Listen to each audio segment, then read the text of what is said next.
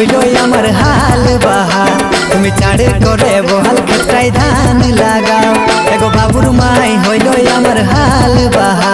তুমি চাড়ে করে বহাল ক্ষেত্রায় ধান লাগাও আমি টুকু টুকু সার দিয়ে গাছ বাড়াই দিব ঘাস হলে পরে গো ঘাস হলে পরে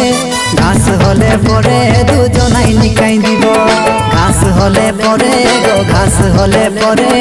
ঘাস হলে পরে দুজনাই নিকাই দিব যদি হলো বাহা তবে তোমার হাল